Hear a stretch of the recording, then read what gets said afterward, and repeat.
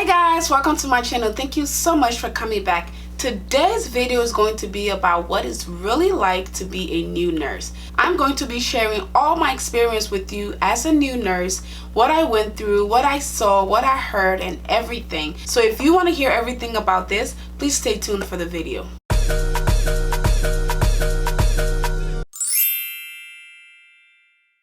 Hi guys, welcome back to my channel. For those of you who are new to my channel, I'd like to say welcome. My name is Mercy. I'm a BSN RN, and on this channel I talk about nursing, lifestyle, beauty. I do a little bit of vlogging, and I just do a little bit of everything. So if you would like to join my family, I'd encourage you to please go ahead and hit the subscribe button down below, and also hit the bell notification button so that way you will never miss another video from me again. And for my return viewers, I'd like to say welcome back. Okay, so with all that being said, let's get into today's video. So as a lot of you guys know, before I became an RN, I was an LPN. As an LPN, I worked in home health.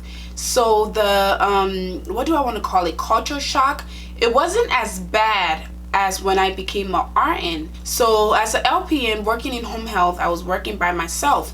So the first client I got, I was trained by a nurse who had already worked on the case. So it was a one-day training, and it was, I think, about 2 or 3 hours. So she showed me everything I needed to do, and that was it. And it was fine because the stuff you had to do was pretty repetitive.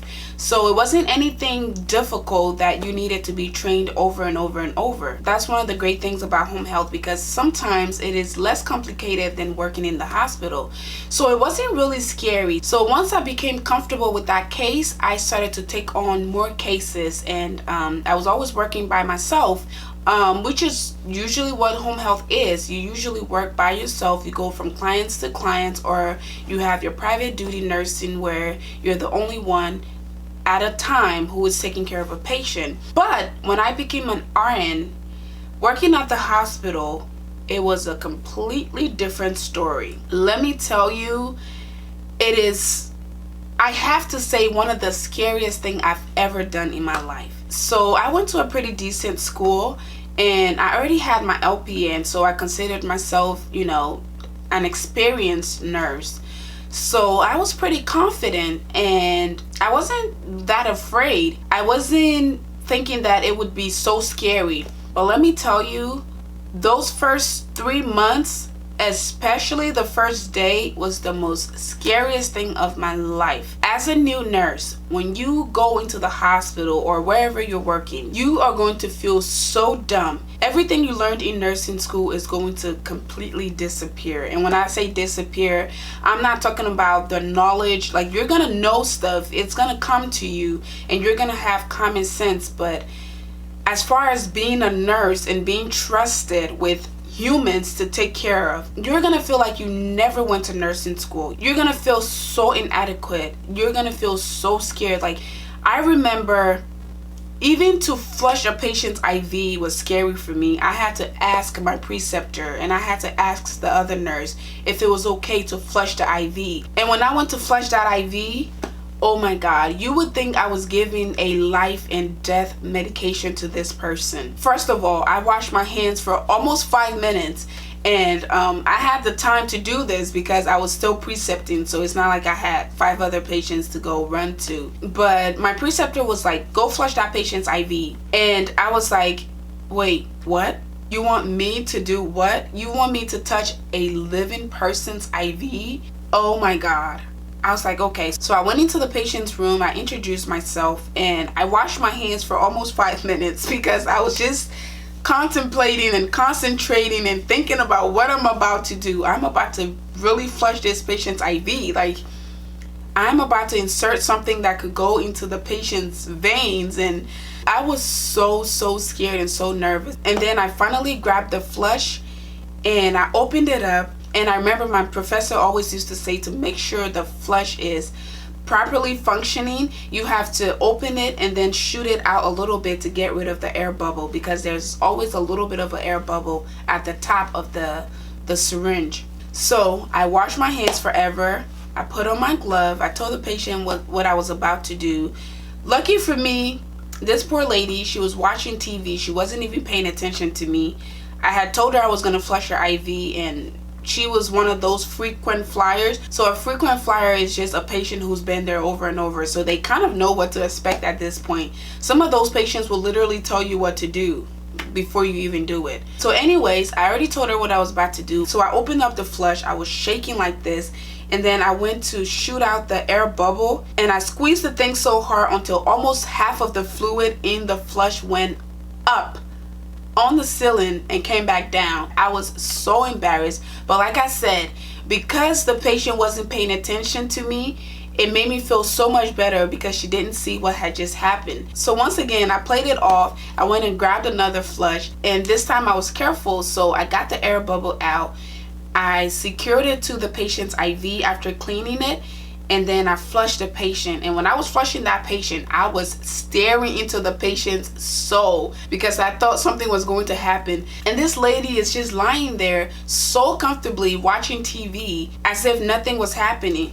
So I was staring at her, and I started flushing really slow, and it took me forever to just flush the patient's freaking IV. And lucky for me, the IV was very patent, so it didn't give me any resistance, because a lot of times some of those IVs are positional, so you have to position it a little bit, or sometimes they'll clot a little bit, so you have to literally force the fluid through for the vein to flush, for the IV to flush.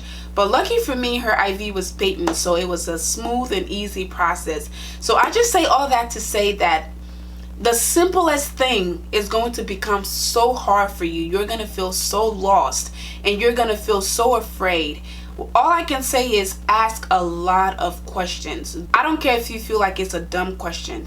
Please ask questions. It's better to ask a dumb question than to make a dumb mistake, because people talk and people will talk about you. I don't care if you're the new nurse. I don't care if you're the prettiest nurse. People will talk about you. They might not say it to your face, but they will say it behind your back. And that's not even as important as hurting the patient because you didn't ask a question, because you didn't want to feel stupid. You could hurt a patient, and you could make their disease process worse. You could send them into a cold. You could do a lot of crazy things just because you refuse to ask questions. So ask.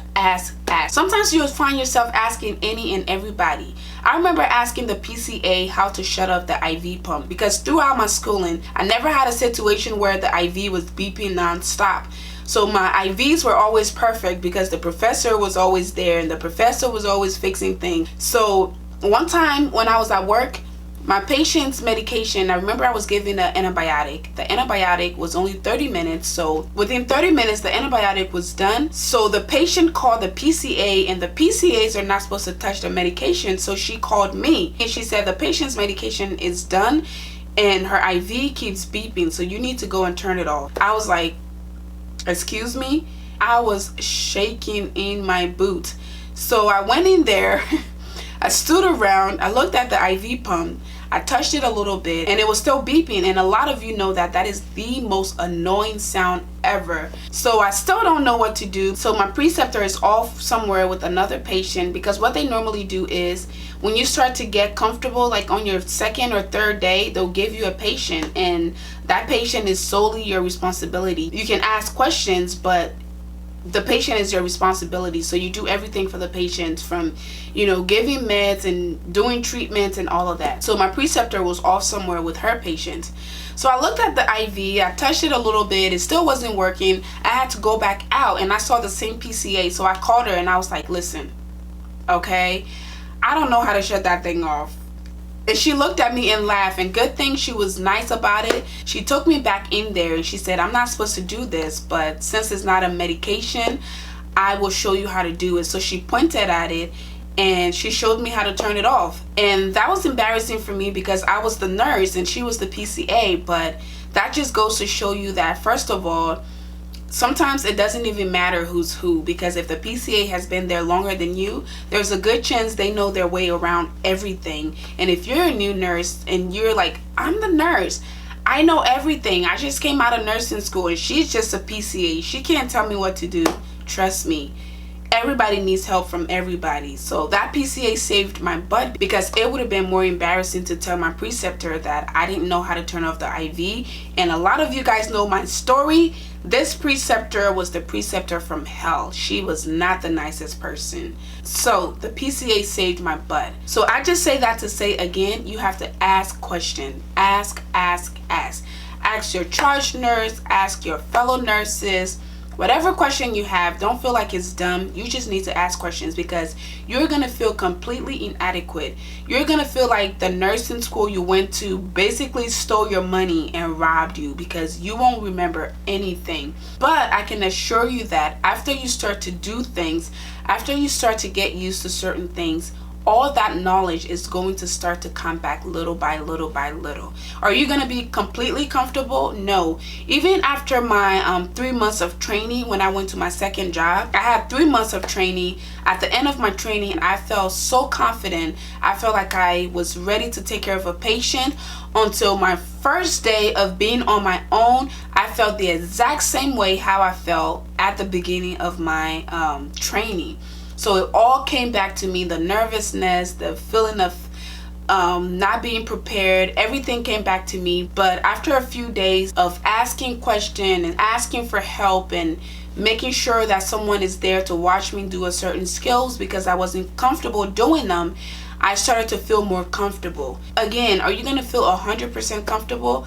No, sometimes it takes a year. Sometimes it takes more than a year. And I always say that the minute you start to feel like I know everything, that's when you're going to run into trouble, because nobody knows everything. I'm one of those people where I try to educate myself. If it's a medication I've never given before, I try to go and read a little bit about it, or call pharmacy and ask them and say, hey, I've never given this medication before. What should I do? What should I look for? This and that. That's why your pharmacy department is there.